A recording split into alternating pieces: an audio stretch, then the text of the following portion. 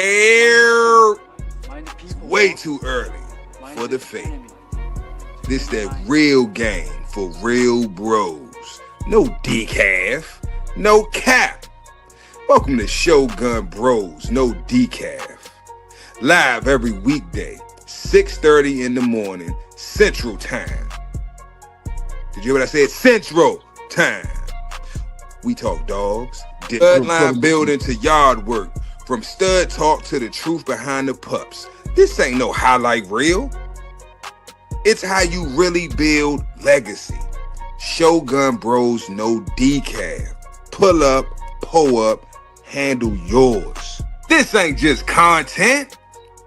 It's culture. Welcome to the Cookout with Toyo, where family vibes meet front porch truth. No scripts, no filters, just heart, heat, and hot plates. Ooh. Step up with elevated perspective, with elevated game for grown men and women building mind, spirit, and vision. And men at work with Pimps Over Simps. Church, real convos, no cap, all purpose for the men behind the mission. 3 shows, 1 network, all gas, no decaf. Put no creamer in my man. Look, Shogun Unlimited, man. Press play and get man. Come on, press play, press play.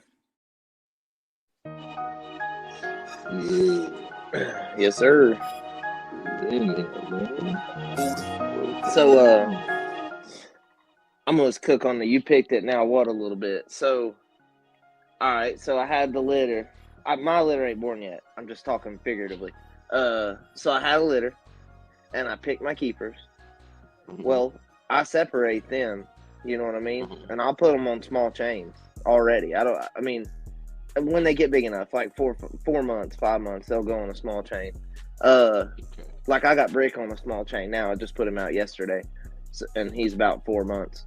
So, I just school him up to the idea, the working, the meals, just me walking around them with shovels or rakes and making noises. I don't walk them down the road at all till they're after a year old or even older, maybe, because I don't want them getting loose. I don't want them getting a habit down the road. You know what I'm saying? Yeah. So I don't want them getting loose and then running down the damn road versus like if my dogs get loose, like in my other yard, I had a couple dogs get loose and they'd stay right next to their kennel. Like they just didn't know where else to go. They're like, shoot, where do I need to go? Like I get fed here, I get water here. You know, he comes in here and messes with me, plays with me. That's another thing too. Like on the old yard and this one now, I worked them in their spot. You know what I mean? Like where they live at, I work them there. And then like after a year and something old, I start taking them over to my big tree where I was used to working them at. I got a spot out here in the front now that I'm fixing up to kind of take its place, but I start molding them. I just mold them into the lifestyle. Like a lot of people's like, oh, you got to socialize them and add too much emphasis on that stuff. With this blood, if you socialize them too much at a young age, they can develop like stupid habits. Maybe it's not this blood, maybe it's just dogs, but that's one reason you don't see me messing with them. Another thing is too, is I want them to be who they're going to be. You know what I mean? I ain't trying to affect that. I'm not trying to, I could take and, mold every single dog to do what I wanted it to do. You know what I'm saying? But I'm also trying to breed on the ones that naturally does what it's supposed to do. Like without me just schooling it every step of the way, you know, to do, tug, flirt, like they naturally will pick up on that after a certain age. So I've just had a better experience with that, you know what I mean? I'm not trying to take every dog I get, make them all trained and handled. I'm breeding from like which ones are actually the best naturally, you know what I mean? Like without affecting them. So I don't do a lot of that until they're after a year and a half old. I don't even really fool with them. That's why people that like, oh, I don't have a year and a half to wait. Like you're too impatient. That's just success will never come like that. So shout out to the chat, man. Shout out to Marcel, man. What's happening? Hard Yes, finish. sir. Wells Walker, man. What's happening? Will's back up in there, man. Yep. Yeah.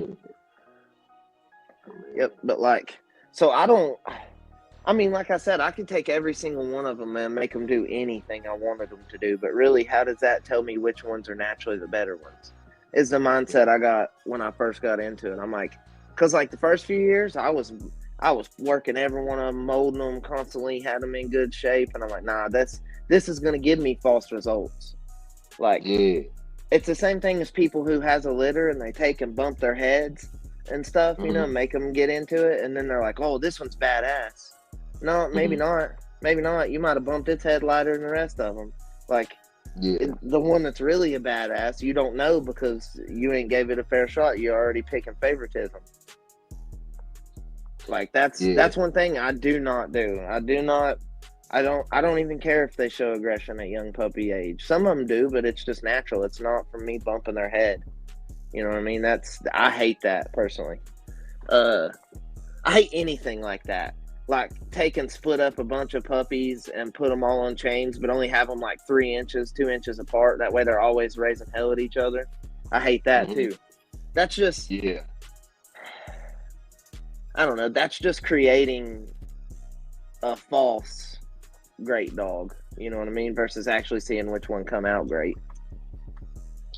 I think that's a lot of the reason, like, culling is such a big topic, you know what I mean? That's why I didn't really have much to say on the culling process.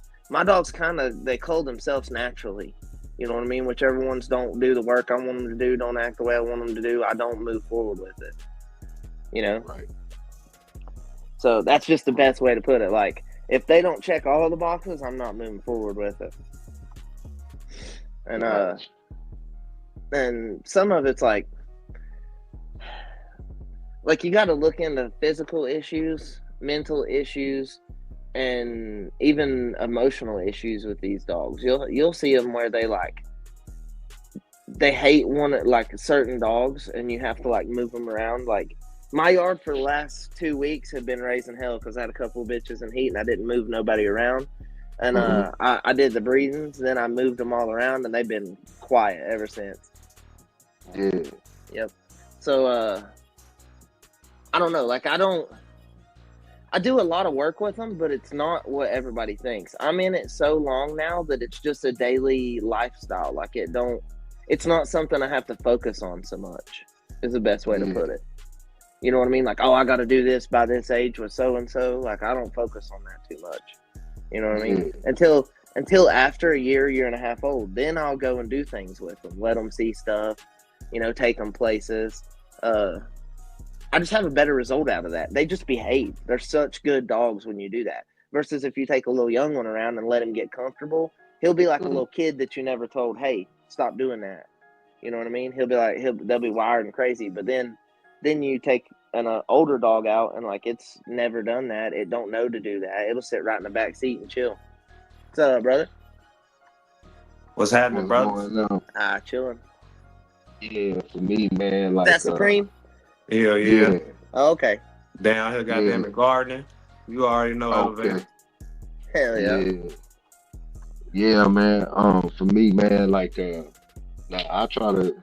I've done like both ways. A lot of exposure and you know, lack of exposure. And for me, I think it's just the time that you spend with the dog, because I do my little activities and I do things to put like give it like some mental stimulation to always have it thinking, because you know, in that puppy stage, man, things, you know, the things that they pick up, it becomes concrete. You know, they see something, you know, drastic happen, like you know, if they see like you know, another animal get hurt or anything like that, it's very conscious of things. So if they see a human get hurt, it's very conscious of things. You know what I'm saying? And it's more concrete. You know, sticking to, you know, at a pup's age. So you know, for me, man, like I try to expose, you know, the pup to as much as the pup is willing to be exposed to, and then the things that the pup, like for example, I'll give you an example. my dog is skittish of objects, not of people, not of animals, not of just certain objects. And she didn't like to get in the cars. So we approached the car, at a young age to get, for her to get in the car by herself. She didn't want to get in the car. Okay. It's not, I got too much other stuff that I could work on besides focusing on that. It's not a major concern of mine. You know what I'm saying? Come back 3 months later, I open the door, she hopped in the car. You know what I'm saying? And stuff like that. It's just from spending time with certain dogs. And when you have multiple dogs, and then you have certain things like certain jobs that those dogs have, like or you in the process of looking for those dogs to have a job, like you got to spend time with them. So that's one of the main things that I would say really kind of makes the progression of the pup, you get the best out of it. You know what I'm saying? Or whatever the dog can do. You know what I'm saying? It is the time that you spend working with the dog. So as a pup, man, even with exposure or lack of exposure to certain things, how much time do you actually invest to working with that dog, man, plays the biggest part to me. Yep, that's true. Like, what if you'd have took her and drug her in a car a couple times, at that young of an age, and tried to, or Well, like, you could the have thing is, it probably would have messed her up. No, I mean, like, the whole thing with me is, it's certain things that you gotta force, and it's certain things that you gotta like. When I say force, you gotta take head on. Like, for example, if your dog is extra scared of thunder and lightning and all that extra stuff, man, and it's a problem, then you gotta get out in it. That type of stuff. But certain things, man, it ain't even, it's not even worth forcing, man. You gotta let the dog, kind of teach you what the dog, is what the dog is. You know what I'm saying? Yeah. That's right. It's the environment, man. Yeah.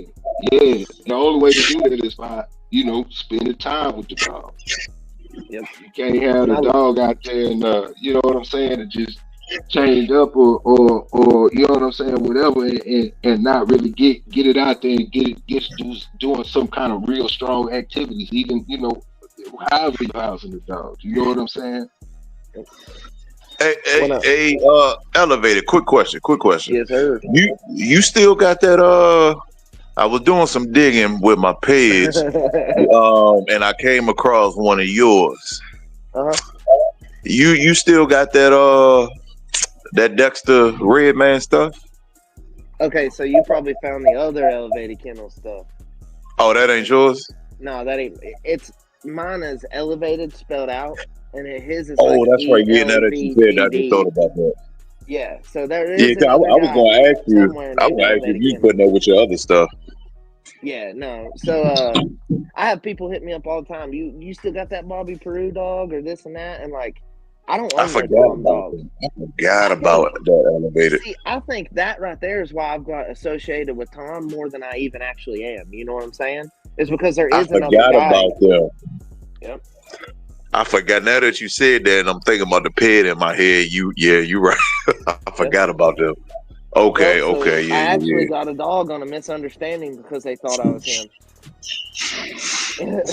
Actually, I bought my Chinese dog I had. I bought her for like 1980 prices. So, okay. On a misunderstanding. And I didn't even know that there was another Elevated Kennels at the time. Like, I had asked the registry, do you know of one? And they're like, no. I asked another registry, they're like, no. So I picked that. Well, see, I knew about them, but when I first seen you a couple years ago, I thought you was them. Yeah. But then when I looked at your dogs, I was like, maybe he got rid of his yard because the dogs wasn't matching up at first. But now, yeah, now I forgot about. Okay. Okay, another Elevated Kennels, but he spells it usually different on all of his peds. Yeah. And on the ones that I own, in the owner slot on the peds, it'll say Dakota Rose. That's my name. So it'll say my name in the owner spot.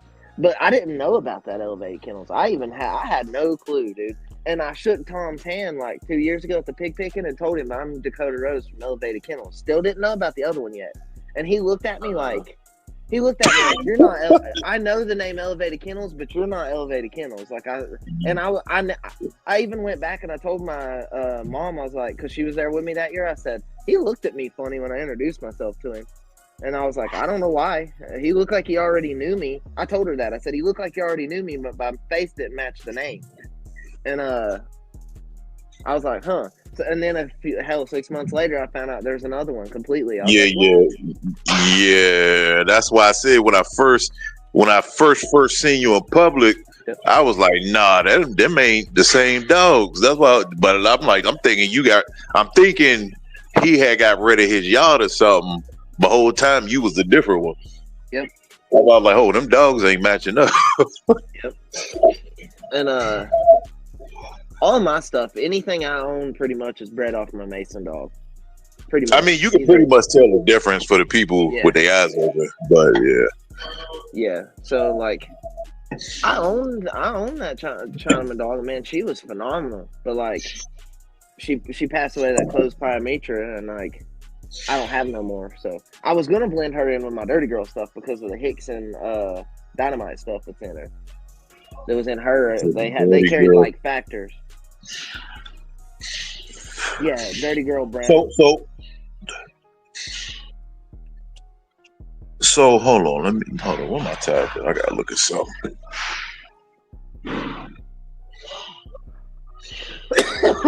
So Dirty Girl's still alive right now?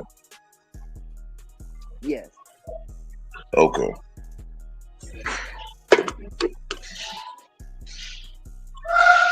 And you said you was gonna do a breeding with her? Huh? You said you was doing a breeding with her? Yeah, I bred her to Jarvis Mason's son. I had already bred her to Mason. So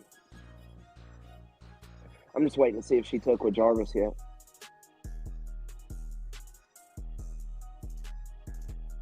How many times have you bred Jarvis?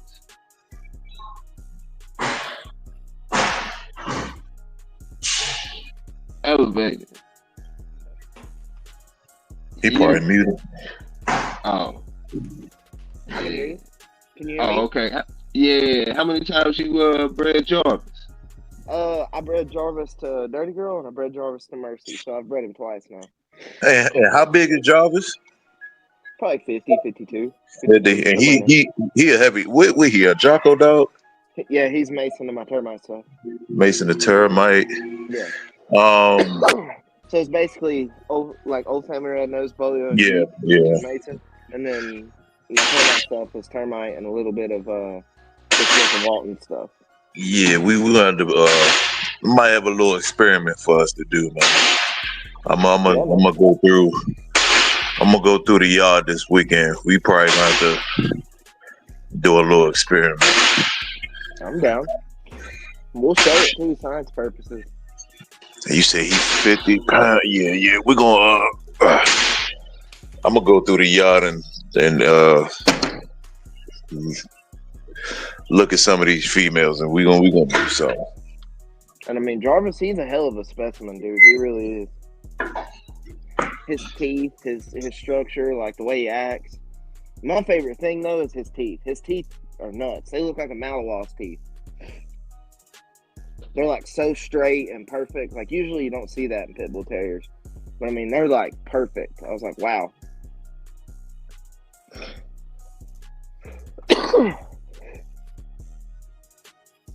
He said, "We gonna do something." I'm out. I'm going to think.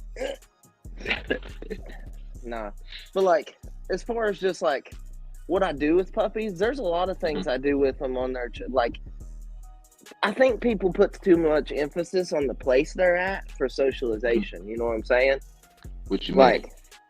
So like they think, let me take them to the football field to socialize them, you know, like or the baseball field.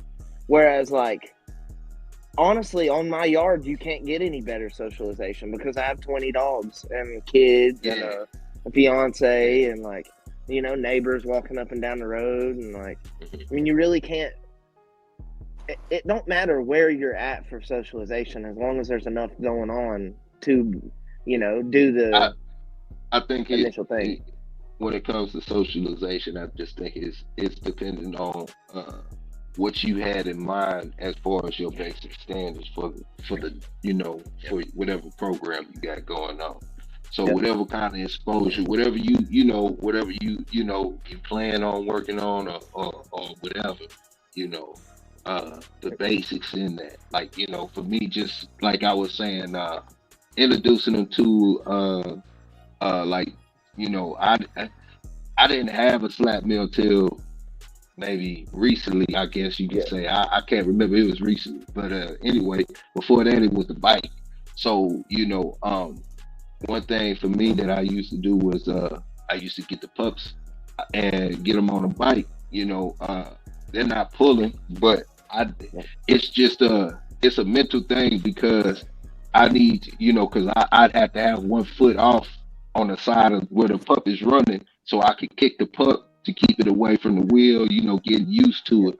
And as time goes on, you know, they get used to their surrounding type deal, you know, certain things like that, you know, because it's more of a you know, the work that I want to do, you know, and it's just small introductions, man. It's nothing like, you know, a working type deal, man. Like I say, man, one thing for me is like I always like my dogs to have that, you know, that mental, like whenever we out, you know, we could go, you know. So as pups, you know, when they pups, I always try to do like jogs or whatever, you know, when I instead of walking, you know, light stuff, you know, just introducing them to certain things, just whatever you got going on. So I think that's where the exposure kind of plays its part, man. And lack of, or you know, or getting the right exposure, man. I still think, you know, the time that you spend with the dog plays a part. For example, like the whole situation I was talking about with the car, being that the dog won't want to do something or whatever the case may be at that time, you don't have to force it. If you got time, and that's, you know what I'm saying, whatever it is, you know, if you got the patience or whatever, man, I work on the bind. You know what I'm saying? And it's kind of hard to build a bind when you got, you know, you try to cater to multiple dogs, man, and doing multiple things. So, you know, if I had multiple dogs, then I would try to have or be searching for a particular job or, you know, working element that I could focus on with that dog and build a bond with the, you know, with the pup through that. Yep. And I'm about to start running a few of them with the 4-wheeler and stuff. I'm gonna try that. I think that'll be really you cool. know, small little stuff like that, you know, but not like it to, you know, like I still let a pup, like my focus is still let a pup be a pup. You know what I'm saying? So like little stuff like that, like making a game out of it, fun to the point where when it's time to work, it's a, you know, they ready. You know what I'm saying? Yeah. I had a buddy that had some hogs near his house that has a couple of my dogs, and when they were little, he kept being like, "I want to go over there and take them and let them see it so they'll get used to it. Like they ain't gonna be." I was like, "No, I'm telling you, don't take them over there and let them see it through the fence 300 times, and then all of a sudden one day you toss them over the fence and expect them to hit it. Like if they never see it and you throw them over that fence one day when they're a year and a half old, I promise they'll hit it. It's pretty wild. Like I don't know with these dogs, I feel like because my dad didn't do much. He took them a lot of places. Like he had a little white S10. Right, a little like square body S10, and he took and drilled a hole through the center of the bed, kind of like dead center, but a little closer to the cab, you know, not where they could get. And then he took 2 chains and he cut them down to the right length where they couldn't stick their paws or nothing over the edges of the truck bed. And like he would hook Dixie and Thor up in there, and he would ride around with them, and like they got to where they learned not to even cross leashes with each other. They'd stay where they're at and stuff. because they go to cross leashes, and Dad would hit the brakes a little bit, and then they'd sit back down and tell them sit, and they'd sit back down, and eventually they got to where they wouldn't even move, like they would just chill, and but like that was a certain age. I feel like is the reason that he was able to get them to do that, because like if you had little wild puppies, they have a hard time understanding certain things sometimes, especially when there's two of them. You know what I mean? Yeah. Like that is one thing that I definitely like. I'll bring them in or like bring them down to a yard and tether them by themselves and fool with one specifically.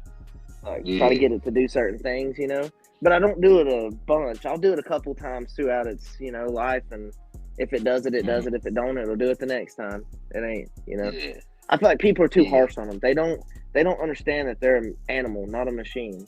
That's the pit bull's a machine. Some of them are, some of them ain't.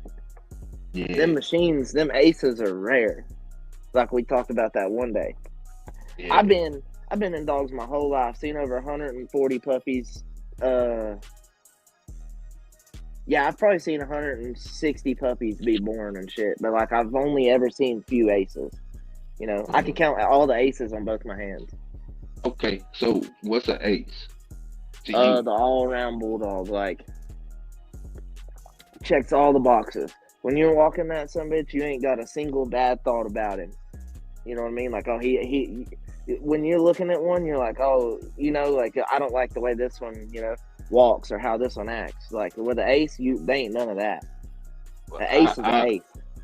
I would look at the ace from the old school perspective, so I couldn't necessarily say I would, you know what I'm saying, see an ace today. So you know what I'm saying. So even if you ain't doing nothing with them, they still pop out. You'd still see one, and you can tell, you can feel it when you're looking at one. So I disagree. And I don't know, cause I you know what I'm saying. Like, don't get it twisted. Like, you can look at dogs and see, like, you know what I'm saying. Like, I guess you could say the awesomeness, but that type of stuff, man, it's like you got to showcase skill. You know what I'm saying? Whatever definition of skill people uses, like hogs. An ace on a hog is totally different than an ace in the old school way.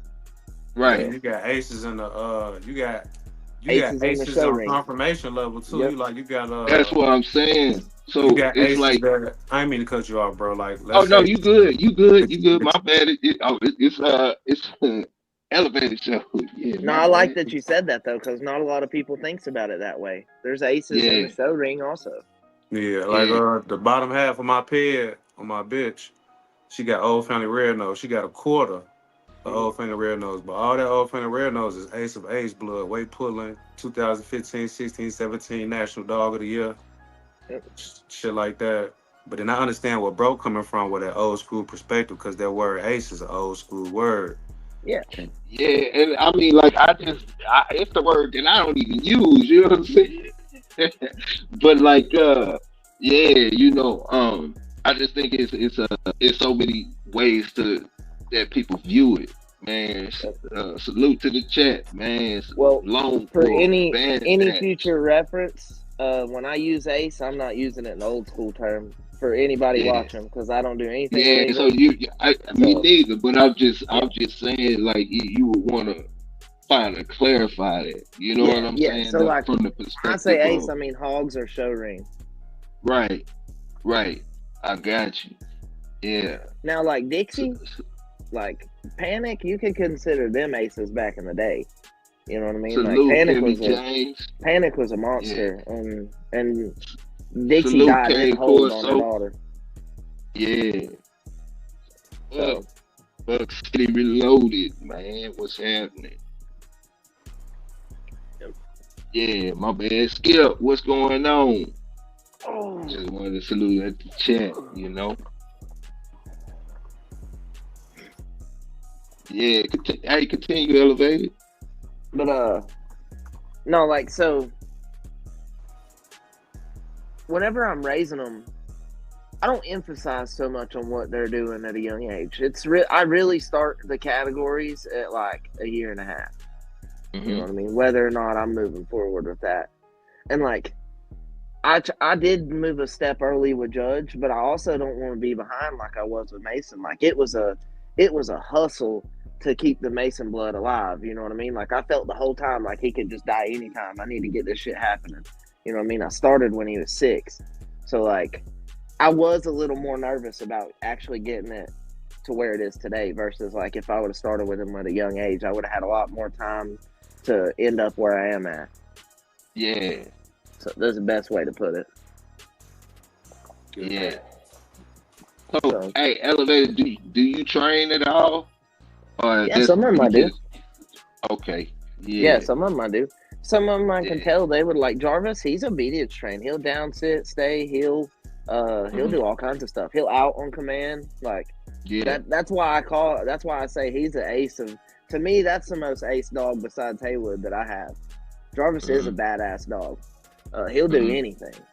I could take him and do absolutely anything with that dog. Yeah, and that's just who he is. You know what I mean? So now, no, you say he's what 50?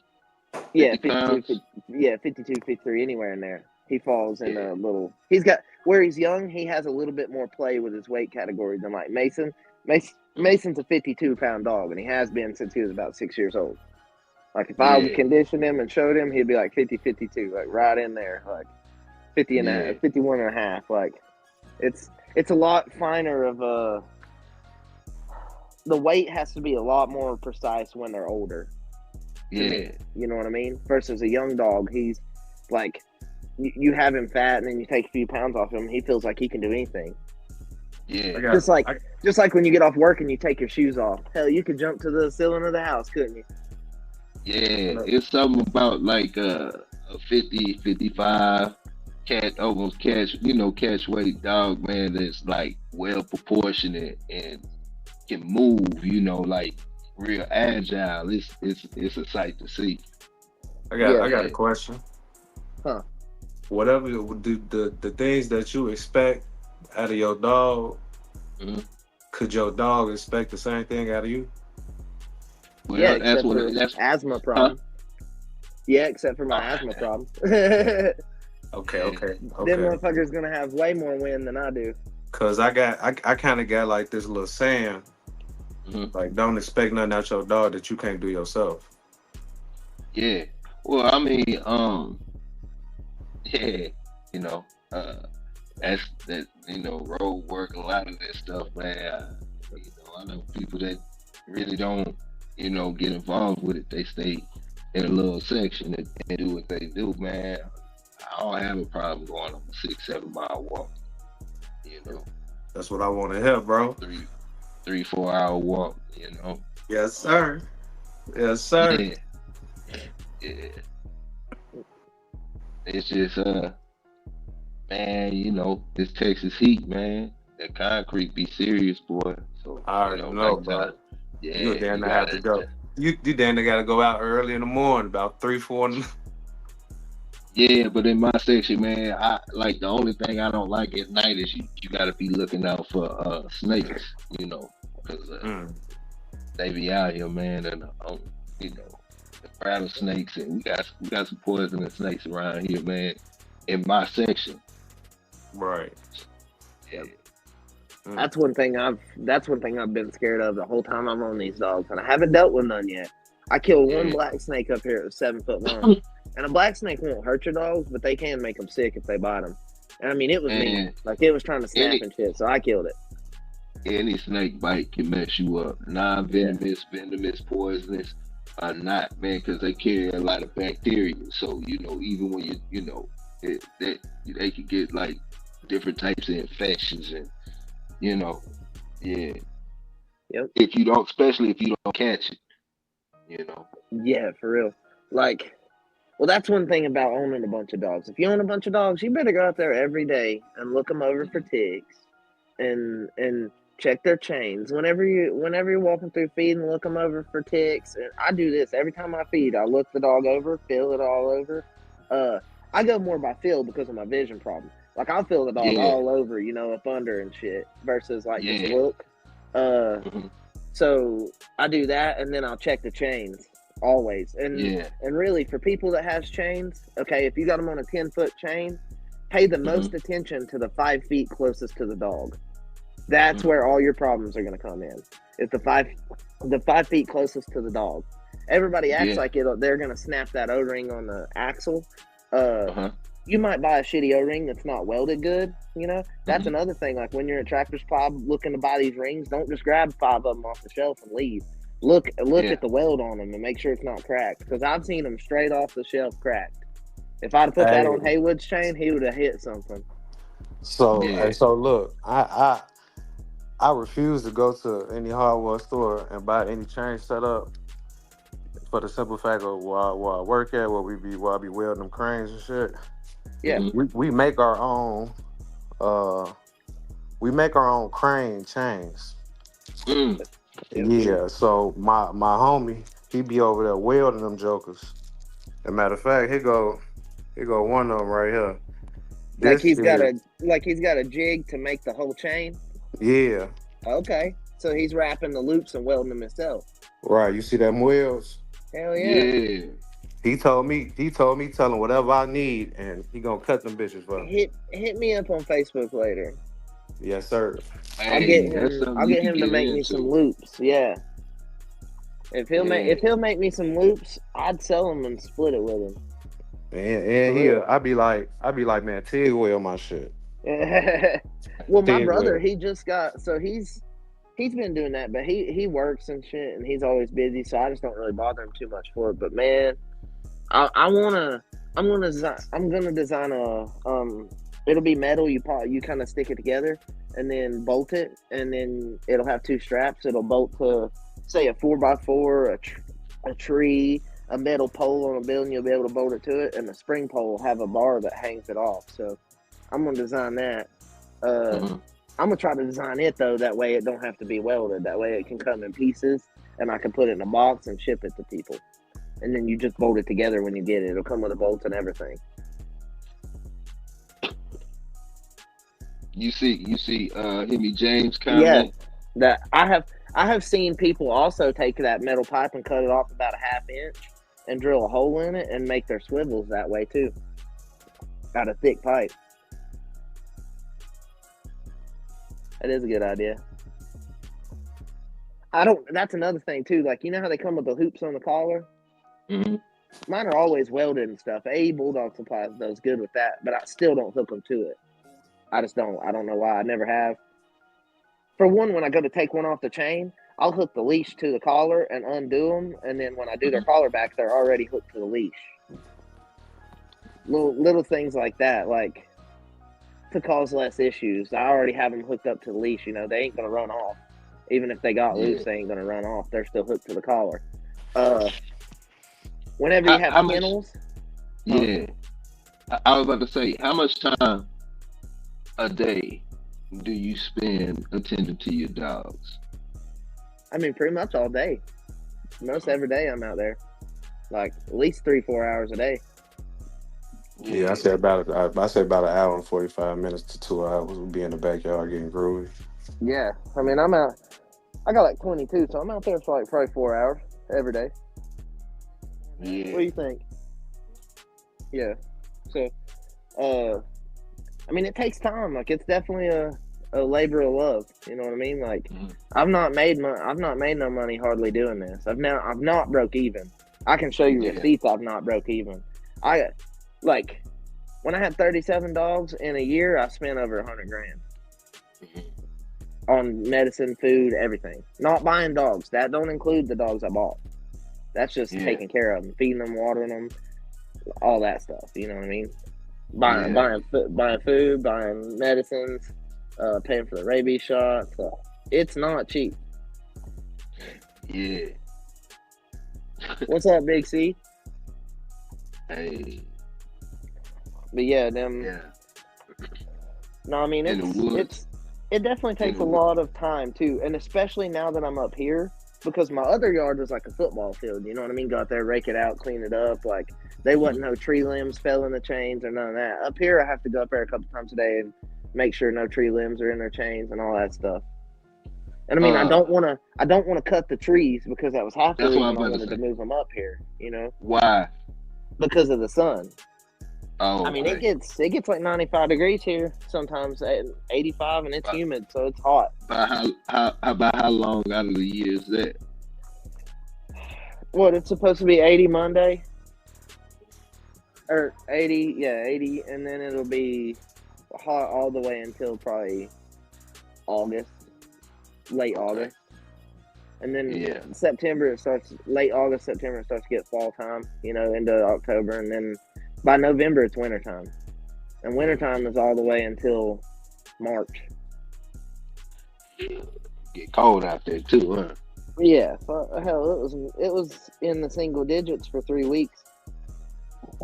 Yeah, so how do you prepare for that? From season to season on the yard.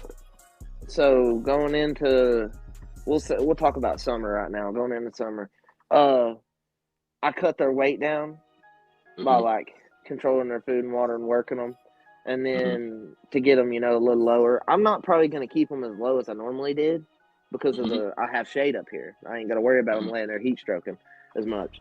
So, and I mean, they always had shade and everything, but it was still a worry of mine. You know what I mean? I went out there every day at 12 o'clock and I'd wet their whole chain spots down just to and like wet their bellies a little bit just to cool them off.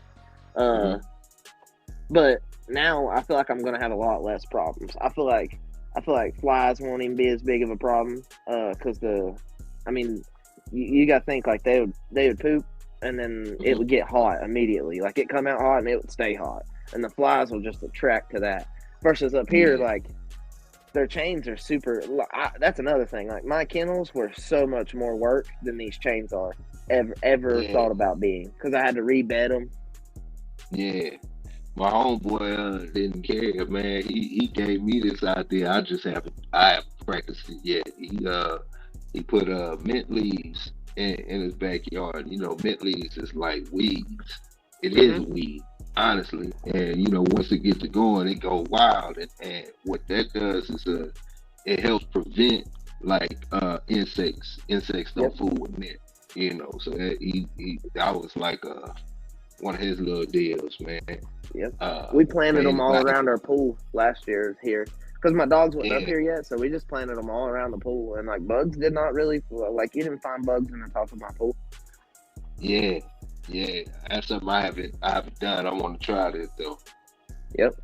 I'm gonna have like a couple little spots around the yard, like ever so often, that has stuff like that. I'm gonna try to grow. I'm gonna try to grow aloe myself that I can use, because I use aloe a lot on the dogs.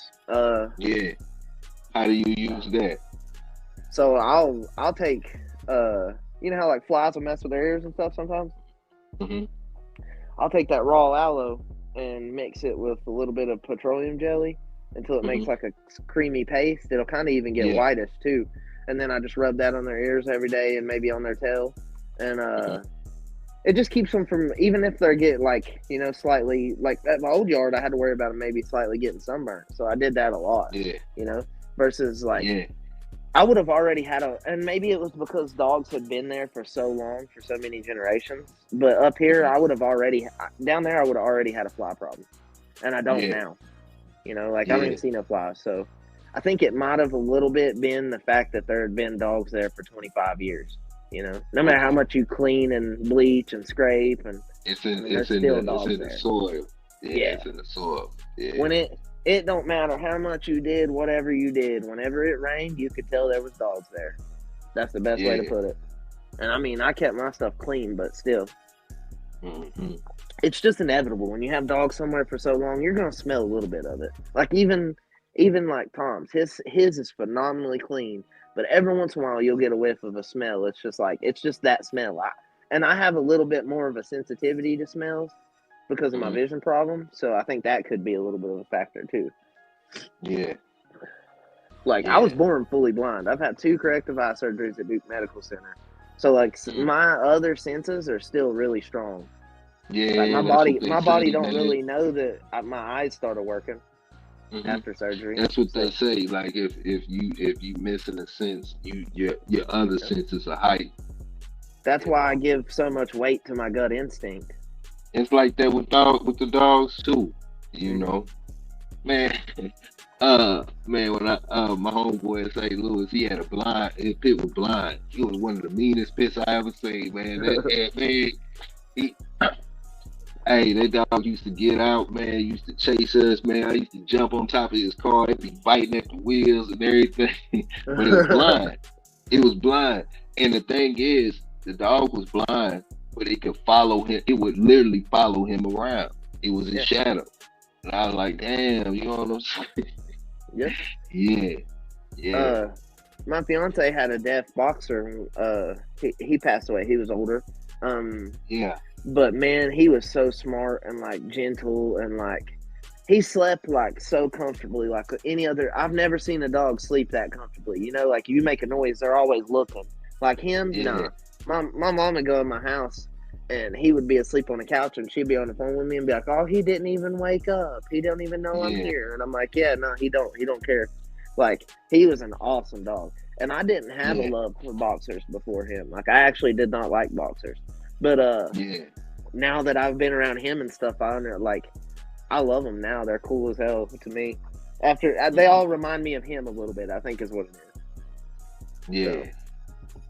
Yeah. But yeah, like I gotta see if I can get my homeboy on here, man, so he can tell about that story about his blind dog, man. That was a cold dog too. Yeah. I'm gonna reach out to him. What did he look like? What was his colors and stuff? Black and white. Was he really? Yeah. Huh. Yeah. Huh. Yeah. It could have been anything, man. I've heard, all types of situations, man. People, not necessarily cleaning all the bleach out and it blinds it does something to a pup, might blind the pup, all types of stuff, man. It's all types of things that can happen. Not necessarily just genetic. So I use disinfectants around puppies until they're 6-8 weeks old, and then I'll put them in a separate place and clean their thing out with bleach and let it sit for about an hour or two, and then put them back in it. I actually don't even put bleach around young dogs because I have asthma. So like, man, when I use bleach, I'm dying. Yeah. So I could understand what that could do to like little young, feeble, sensitive lungs. Yeah, and man, I gotta see if I can get him on here, man, because he also had a German Shepherd, man, and man, his German Shepherd would get loose on a regular basis and clear the whole street. And I'm talking about clear the whole street. The laws would come, and the laws loved like the German Shepherd so much. They would let them make it, and this would happen on a regular basis. I mean, a regular basis. We come home from school. I mean, because we all were the same age, but he was into them dogs real heavy. That German Shepherd was something else, man. They get loose, and I'm talking about when I say clear the whole block, I mean clear the whole street. Yeah. My neighbor at my other house had a dog like that, a little black and white female. Yeah. She's pretty. She's a pretty dog, dude.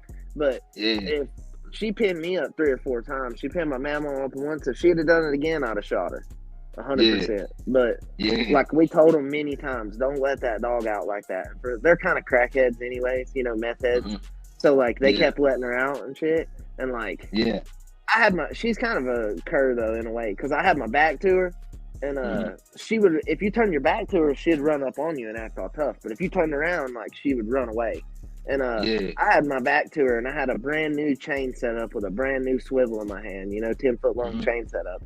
And I was spinning it, and I kept trying to call her to me. I was gonna bust her head with it. You know what I mean? You ain't gonna come at me again. I'll bust your fucking head with this swivel.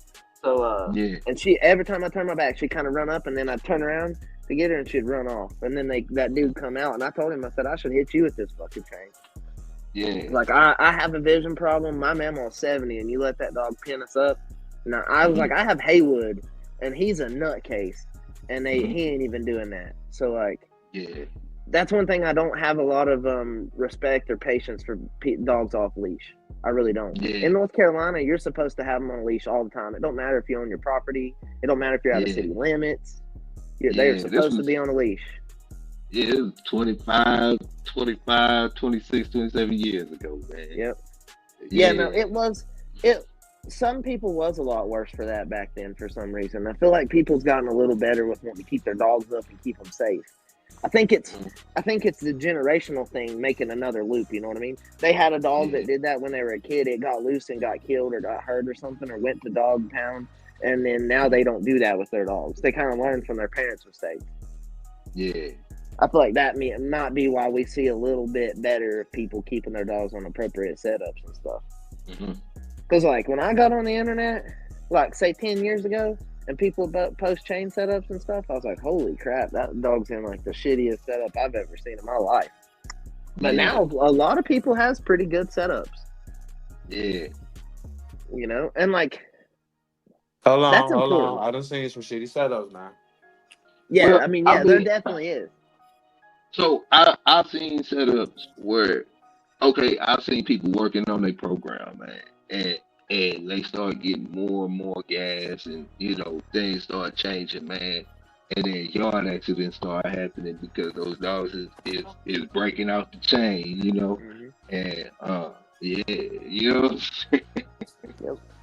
So I mean, yeah. So I think in some situations, you know, where people probably just I mean, the chain setup is very important, man. It's important, man. Yeah. I prefer to work. There's two different types of working dogs too. Like you can work dogs that are loose in an area, or you can work them on a chain setup. And I really like working them on a chain setup. What's up, bro? Yeah. Well's back in the building. Yeah, I got a phone call and shit. I got a phone call, man. He said I use peroxide to clean around my pups instead of bleach. Oh, okay, yeah. That's one thing I'm picky about, bleach. Yeah, I use bleach. I use powder bleach on the yard. And not around, like you know, like the Ajax Comet, the old powder. Yeah, I spray that around the yard once a month. Okay. It killed a lot of unwanted. Well, for one, it killed the scent, and it killed parvo. It killed all other type of bacteria. Yeah. So I keep it. That's what I normally do that once a month though. Whenever I had the parvo hit, I used 50 gallons of bleach on my yard. Shoo. See, I ain't had to deal with parvo the last dog I had parvo, man, that probably like 15 years ago. Like I rarely deal with that shit. It's me doing that powder bleach once a month. I never really had that issue. The first time it flooded when I got the parvo, several dogs. I had 9 dogs come down with parvo in my yard, all freshly vaccinated. I had just I'm sure. So then that's because they're freshly washed in. That's why. Mm-hmm. Well, then my cousin Charlie lost about 3 or 4 hound dogs, and then a lady up the road even further lost all her Boston Terriers she was breeding. So like when that come through, it killed a lot of dogs. I made it out the best of anybody. I had saved more of them than anybody did. Luckily, I'm gonna tell you a secret. Have you seen a roofing torch before? Yeah, like the big head on it. Yeah. Tar with it. What you do is you get you a blue Rhino tank or whatever propane tank. You get you a roofing torch. And you go around your whole yard where your dog is and you hit the ground. You can do that on a regular basis also, and it will kill a lot of the stuff that you vaccinate for also. As far as the stuff that's not airborne. Hey, I literally he's gonna start that process today, man. Like it's a lot of ways you could prevent, like with the whole flooding. What the fuck? What are you drilling? The whole flooding situation. Because I had to tell somebody that in Louisiana when their situation happened, and even though sometimes the ground will still be wet, you still want to hit it with the torch to, like I say, to kill all of the surface bacteria that's on the top of the soil. Yep. I just seen a dude doing that earlier, and I was like, "Well, shit, I got one of them. I never." Yeah, and it's cheap. It's not like you got to spend a bunch of money with the fire because of how much fires we've had around here lately. I've not burned nothing since what 2 months. I was sending the shit to Big A's there for a minute, but man, we had like 4,000 or 5,000 acres worth of property just burned to the ground up here. Yeah, man. I hate natural disasters. That's why I'm where I'm at. You know it seems like we've gotten hit with a strange amount lately. Yeah. Like, to be honest, we usually don't. Man. Yeah, my bad. No, you're good. No, we usually don't have no natural disasters like that. But for some reason, in the last 6 months, we've had floods, fires, all kinds of stuff. It's a lot going on, man. But yeah, if you use the Ajax, matter of fact, you can get it from Tractor Supply because they run specials on it. And you can get them for $1 each. Whoa. And I normally buy $50 at a time because you get them for $1 each and just put them away. And like I said, you spray that. You can do it two ways. You can either, if you was to heat the ground up first with your torch and go around burning, do a section, and then spray the Ajax after. The Ajax it make it stick to the dirt, so when they run around, mind you, it won't harm them. You're not gonna put a thick layer. You just sprinkling it so it could be on the surface, and they'll do the rest when they running around. But if you heat the ground up first and then put the Ajax down, you basically you'll be good for a while. You can do that like once every 2 months. It'll kind of crystallize the Ajax. Yeah. Okay. So, and then when it rains, of course mind you, it's not messing up your soil. So when it goes down into the soil, it keep other shit from coming up that's harmful to the dogs. Yeah. What you call it, man? We got 4 minutes, man. 4 minutes till men at work, man. Pimps Over Sales gonna be showing y'all some skin. And I ain't talking about heads. I'm talking about some y'all. You know what I'm saying? Pimping, man. But yes, sir. you know, y'all tune in for that Men at Work coming up. You know, 3 minutes. You know what I'm saying? Yeah. Hey, Big A. Yes, sir. I feel for the Men at Work. Mm-hmm. Who running that one show? Who the host of that one? Pimps Over Simps. Pimps Over. Is he gonna do something talking about like currency and all that? Y'all gonna jump into that? Yeah. All right. I'll hop on in. Let me do this right quick so I can hop on in with y'all. This one a pre-recorded, but no, he said he gonna start doing finances for the Finance Fridays. You know what I'm saying? Yeah, because I feel that should be also, that should be a subject for the community also, man. Yeah, man. That whole finance currency thing, man. At least a topic of conversation, man. Because everybody has their own perspective, man. But it's certain ways to go about it, man. We can talk about it, Yeah, for sure. What's this, a way to? Yeah, man. But you know what it is, man. It's your boy Big A, man. Y'all check us out in the AM. We'll be back. But next coming up is Pimps Over Simps, man. Elevator, what's up? Sorry, I thought I was muted. Oh. I found a broken egg in my fridge.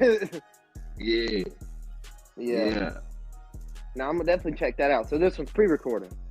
Yeah, cause he had to make a quick move, man, cause he had to take care of something. But it's a real good topic, man. It's called Yo Help Me. Do you have one? You know what I'm saying? Yeah, check out Pimp, man. Coming up. Yeah. All right, y'all. I'm finna take my ass to the gym, man. Y'all be cool. All right, roger that, bro. Yeah. Yes, sir. All right. Don't do too much pre-workout. Yeah. Dude, I used to use that stuff called the Ghost too.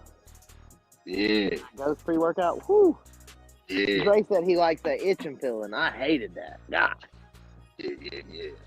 Shit, man, we out, man. Y'all come check us out, man. We going over the Pimps Over Simps, man. Men at work, bro. Yes, sir.